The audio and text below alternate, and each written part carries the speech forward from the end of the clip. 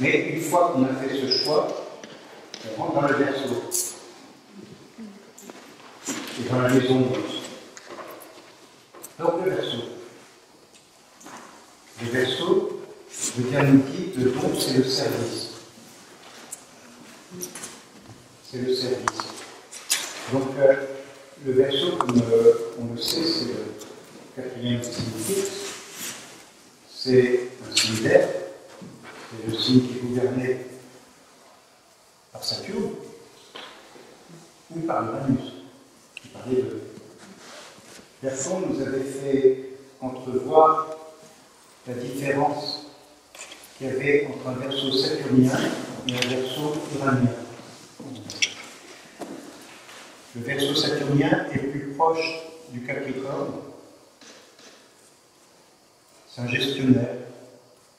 C'est quelqu'un qui est un réformiste, mais qui reste quand même conformiste par certains côtés.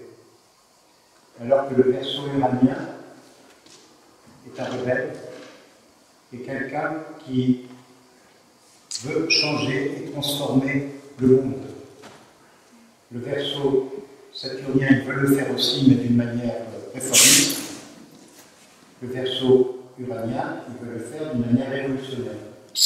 Mais dans tous les cas, il y a la notion de service. Et c'est une fois qu'on s'est construit, premier cadran, on a commencé à s'exprimer et à se purifier, deuxième cadran, on a bien fait le travail dans le collectif, voir qui on est, comment on se comporte avec les autres et tout ça, et pris connaissance des lois qui gouvernent la collectivité dans laquelle on va s'insérer, on a trouvé sa place et qu'on a choisi de prier tous ces arbres, et qu'on œuvre pour l'humanité, pour la collectivité, et là, on est au service. Mais un service qui va transformer le monde. C'est pour ça que les Uraniens sont plus des rebelles au départ, alors que le Verseau saturnien ne l'est pas forcément. Par exemple, Giscard d'Estaing, il était Verseau. Mais ce n'était pas du tout un révolutionnaire. Et puis je crois que Sarkozy, il avait du Verseau aussi. Ségolène aussi, elle avait du Verseau. Donc, ce n'était pas des gens qui voulaient transformer, mais là on est dans la politique politicienne, donc ça n'a plus de sens. La politique politicienne, c'est la soif du pouvoir, l'ego qui veut prendre le pouvoir, tout ça. Vous ne serez pas le petit côté rebelle, quand même? Qui? Ségolène, Sarkozy. Oui, Ségolène, à sa manière, mais elle était quand même dans une certaine forme d'ambition. Vouloir être présidente de la République. Oui. Moi, je l'étais pour elle. Je voulais qu'enfin une femme soit. Mais si c'est Marie qui soit, c'est pas pour elle. Mais ça, c'est une opinion personnelle. Bien que j'aspire à ce qu'une femme arrive au pouvoir. Mais pas n'importe laquelle. Évidemment, pas n'importe laquelle. Pour l'instant, c'est pour ça aussi que j'ai voté en tant que citoyen américain, bien que je ne le sois pas, j'ai voté pour Hillary Clinton. Mais elle devait être élue. Elle devait être élue, mais Poutine et tous ses copains ils ont fait en sorte que ce soit bonable. Mais bon. Le problème du Verseau, et ça je peux vous en parler, que je suis uranien, c'est qu'il peut être au départ, en tout cas, tellement. C'est ce que j'appelle le complexe de Strelnikov, ou le complexe de Robespierre. Ça, c'est moi qui ai déterminé ça. Vous connaissez Strelnikov? Je suis sûr que vous connaissez.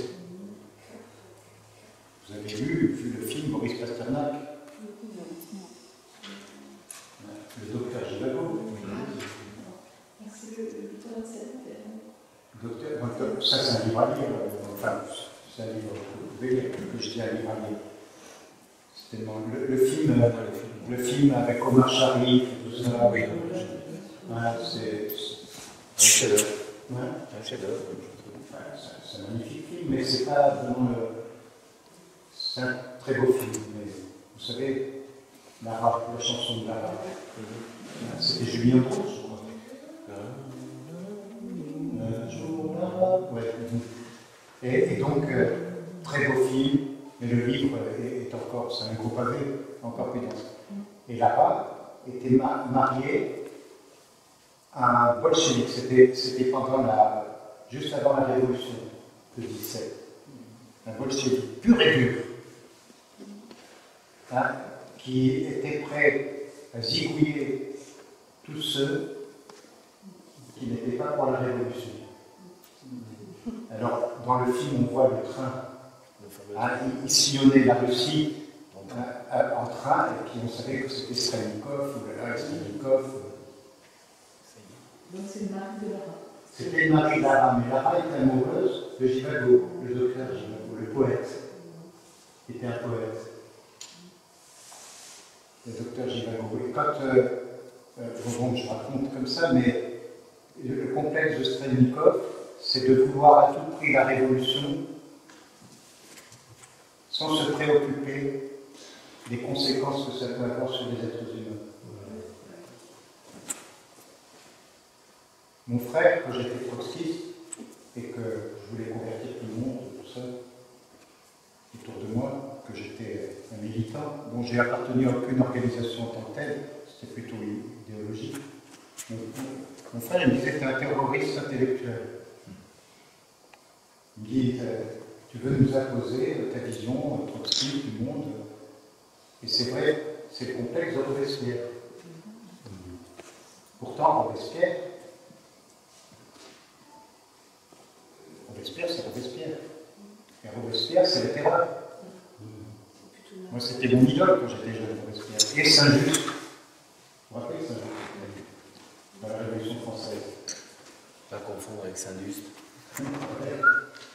Saint-Just. Ils étaient tellement purs d'un certain côté, mais ils voulaient tellement être au service de l'humanité et d'apporter ce qu'il y a de meilleur à l'humanité. Vous savez, Robespierre, il a établi le culte de l'être suprême sur le champ de Mars. Ça, il faut connaître l'histoire de France, qui s'en rappelle. Mais on lui a coupé la tête aussi. Vous savez que quand c'est Danton, je ne sais plus, Danton, je crois, au moment où on allait, le bourreau lui trancher la tête, et quelqu'un qui est venu et qui a dit Monsieur Danton, j'ai une lettre pour vous. Elle va mourir. Je leur ai dit mettez-la dans le panier, je la lirai à tête reposée. Il faut un appelant quand même. C'est terrible. Il faut l'appelant quand même. Bon, je ne sais pas si c'est vrai ou pas. Ou si c'est moi qui l'ai inventé.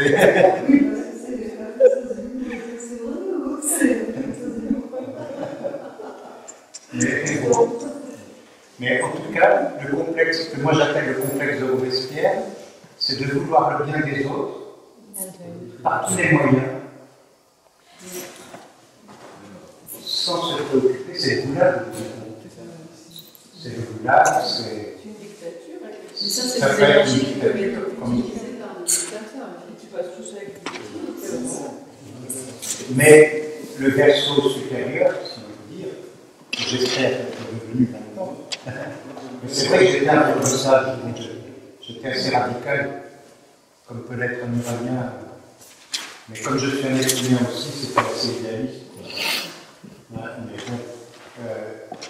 bon, pour vous dire, moi, mes auteurs, quand je suis arrivé à Sciences Po, en première année, j'étais étonné de voir le manque de culture en idées politiques que les gens qui faisaient Sciences Po pouvaient avoir. Moi, j'avais lu Rousseau, du contrat social, etc. Et mes profs ils me disaient, vous êtes un rousseauiste. Alors c'est Anne qui va être contente que je lui dise ça, parce qu'elle s'appelle Rousseau. Anne qui suit à distance. Mais mon premier exposé que j'ai fait à Sciences Po, puisqu'on faisait des exposés, tout ça, c'était sur Robespierre. Robespierre. Il disait, l'assistant disait, vous n'êtes pas peu radical quand même. Hein, prenez tout ça, c'était juste avant mai 68. Hein, mais donc le verso, le but du verso, c'est d'être au service de l'humanité. Et bien souvent, le verso entrevoit bien avant les autres le devenir de l'humanité, ou de quoi que ce soit. C'est pour ça qu'on le qualifie souvent dans certains ouvrages de prophète. De prophète. Je vous rappelle, mais elle est partie juste au moment où je voulais faire un truc de mythologie. Bref. Elle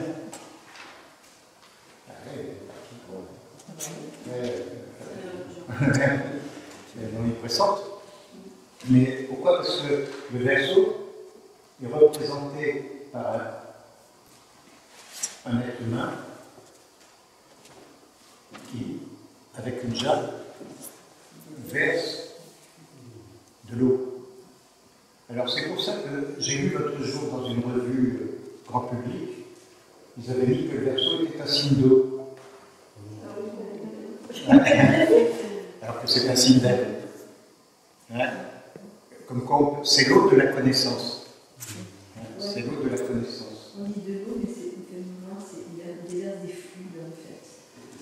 On dit verso et là, enfin, parce que c'est tout le côté du verso qui les ondes, tu sais, le côté de fonctionner par ondes, d'être branché, d'être. Tout à fait. Je trouve, en fait, je sais la partie du tarot, il y a les fluides, je sais plus le verset. Oui, la tempérance, quand il est vécu à un niveau plus intégré. Oui, je voulais. C'est Ganymède. Ganymède. Et donc, c'est tout ce qu'on appelle l'ère du Verseau ici. Beaucoup d'Uraniens et de Verseau sont dans des recherches de modes de vie qui sont en accord avec la nature, avec les lois cosmiques, et qui ne soient plus fondées sur le matérialisme dans lequel on se trouve. Hein, l'ère du Verseau, c'est liberté, égalité, fraternité, justement. C'est que tous les hommes sont frères. Au plus haut niveau. Est-ce qu'on a vu ça déjà? Tous les hommes et les femmes, bien sûr. Donc le Verseau, il est à la fois le 11e signe, à partir du Bélier, mais c'est deux signes avant le Bélier, le nouveau Bélier, si on peut dire. Donc c'est pour ça que c'est le sextile descendant, et c'est celui qui, comme dit Rudyard, envisionne le monde à venir. Envisionne le monde à venir. Mais le défi du Verseau, justement, c'est de sortir de son dogmatisme. Alors, une chose que je veux aborder maintenant, qu'on a fait les 4 signes fixes. Les 4 signes fixes sont les 4 piliers du temple de Salomon, dans la Kabbale. Vous savez, il y avait 12 tribus d'Israël. Et chaque tribu correspondait à un signe du zodiaque. Quand vous allez en Israël, par exemple, vous achetez des trucs dans les boutiques, tout ça, il y a des trucs avec les signes du zodiaque. C'est les 12 tribus d'Israël. Mais chaque signe fixe, on dit que le 15e degré de chaque signe fixe est un des piliers du temple de Salomon. Mais pour nous aussi, ça n'est pas contradictoire, c'est un des évangélistes, un des 4 évangélistes. Je ne parle pas des évangiles apocryphes, que l'Église ne veut pas reconnaître, mais c'est là où il y a les bons enseignements, comme l'évangile de Thomas, par exemple, et d'autres évangiles. L'évangile de Philippe, traduit par le loup. L'évangile de Philippe, Mais là, ils ne veulent pas m'entendre parler. Parce que là, c'est vraiment...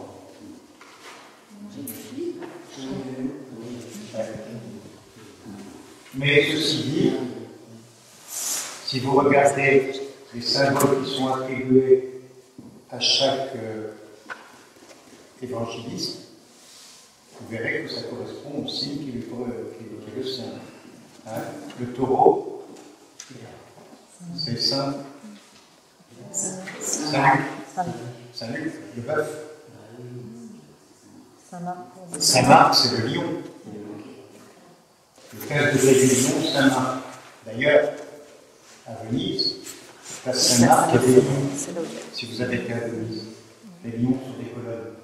Et le festival du cinéma de Venise, le lion d'or. Ça fait du bien de revenir un peu au lion d'or.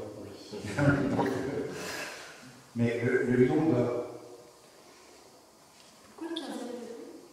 Comment? C'est à mi-part. Pour Venise? Non. Faut qu'on attribue ça? Attends, j'entends pas. Pourquoi le 15e degré? Parce que c'est le mi-point. C'est là où le mi-point où les choses s'enracinent. Excuse-moi, mais Oui. peut-être que je viens de l'oreille. Ça va être embêtant si on est deux malentendants dans la famille. Prendre la langue des signes. Bah, moi je la connais la langue des signes, puisque j'ai un fils autiste, j'ai appris la langue des signes, mais surtout l'alphabet. Je lui écris des lettres comme ça, je lui écris une phrase avec l'alphabet, et lui, il lit, et puis il décode.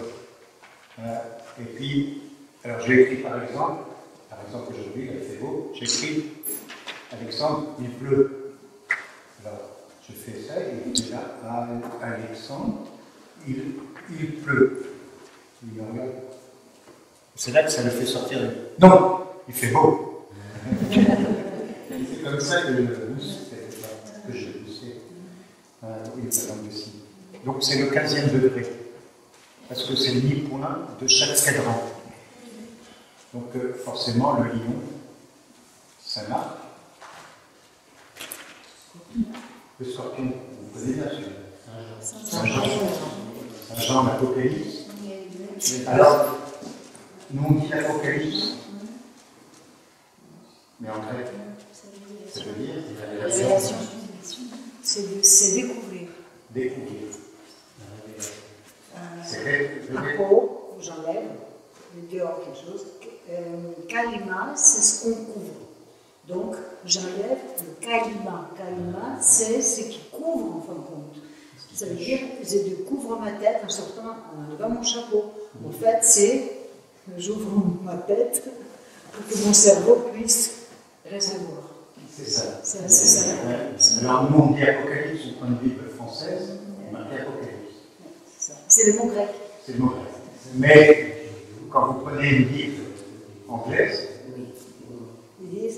c'est marqué Revelation. Révélation. C'est plus proche. Parce que l'Apocalypse, bon, c'est vrai que ça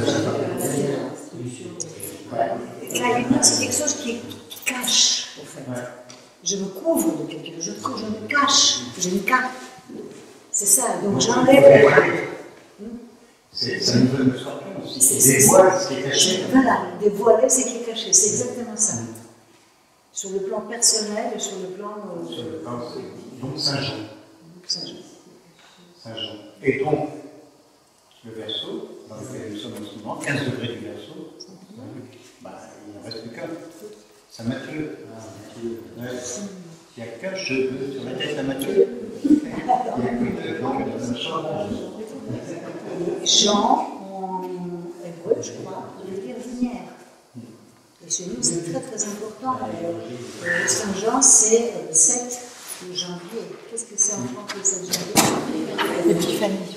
Le roi, exactement. Donc effectivement, on peut dire que le Verseau, c'est Matthieu, et le Verseau, c'est l'ange. Alors, tu n'étais pas là, mais je voulais que tu nous dises quelques mots sur Ganymède. Est-ce que toi, tu as quelque chose à... dans la mythologie grecque, Ganymède, le porteur d'eau du Verseau. Oui, mais là, pour le coup, non. Non. Non, mais je vais. Pourquoi Ganymède? Dans la mythologie grecque. Je n'ai pas. Ouais, ouais. C'est le nom d'un centaure aussi, non? C'est le nom d'un centaure, je crois. Ganymède. Qui s'appelait comme ça. Je vais rechercher ça. Ben, on peut rechercher effectivement Là, je ne l'ai pas. tout ce qu'il faut maintenant pour pouvoir découvrir des choses qu'on ignorait. Rappelez-vous que moi, quand je cherchais un livre, pour le trouver, c'était minuit sonné. Hein.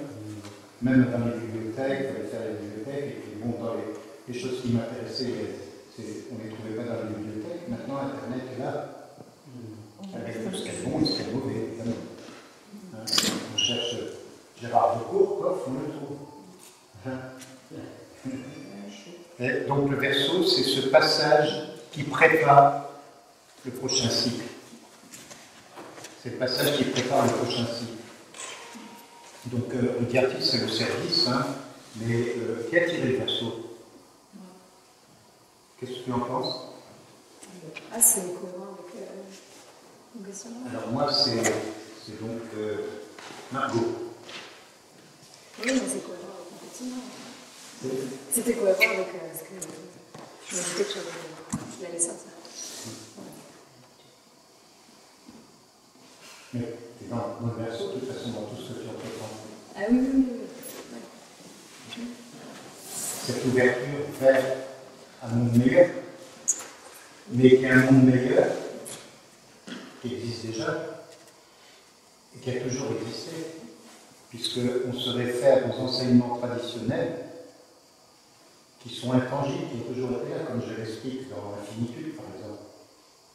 Hein, on croit qu'on va découvrir de nouvelles valeurs, de nouvelles choses et tout ça, en dehors du matérialisme spirituel, mais c'est des lois cosmiques, elles ont toujours été là, mais elles prennent des formes différentes suivant les époques. Elles s'incarnent dans des formes différentes. C'est pour ça qu'il faut revenir à la source. Et un des auteurs importants qui, d'un certain point de vue, est important pour moi, mais d'un autre point de vue, c'est pas ma tasse de thé non plus, c'est René Guénon. Oui. Mais oui. René Guénon, il a très bien. C'est brillant. Tu l'as lu? C'est brillant. C'est compliqué, mais c'est brillant. C'est pas si compliqué que ça. Enfin, compliqué, il y a certains textes qui sont. Mais surtout le règne de la quantité de signes des temps. Ça, il avait dit avant tout le monde Tout ce qui se passe. Ce qu'on est en train de vivre et ce qu'est notre société occidentale. Ce qui me chagrine, c'est que beaucoup de gens dénigrent la société occidentale à juste titre, puisqu'on l'a dit, on est dedans, mais qui du coup voient dans la société russe la réponse à tous nos problèmes. Et que Poutine devient le sauveur. Nous sommes le sauveur de nous-mêmes. Oui, non. Chacun la société russe n'est pas mieux que la société occidentale, d'un certain point de vue. Moi, je suis ni pour l'un ni pour l'autre, hein, mais je suis un occidental, donc c'est ma culture, c'est mon milieu, je suis un Européen. Donc, mais bon, après, j'essaye de comprendre, quoi. J'essaye de comprendre. Mais voilà, donc le Verseau prépare la fin des temps pour pas qu'on tombe dans le lac. Hein?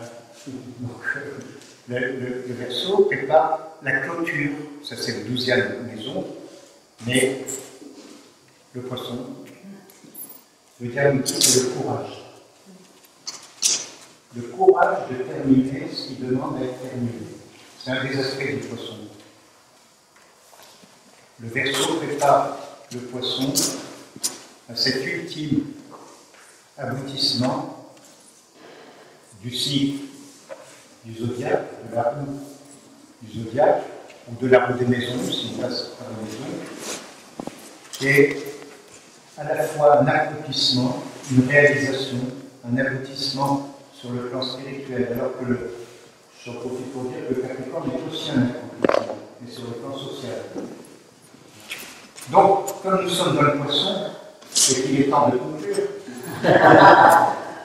c'est la conclusion, on va conclure et on redémarrera, on fera le point parce que les... Oui, parce qu'on n'a pas fini le poisson, il me semble. Le poisson, on ne l'a pas fini. Non, je vous laisse réfléchir à la question pour demain matin. Je fais exprès d'arrêter là parce que je sens que... Oui, on va tirer les maisons. On va tirer les maisons.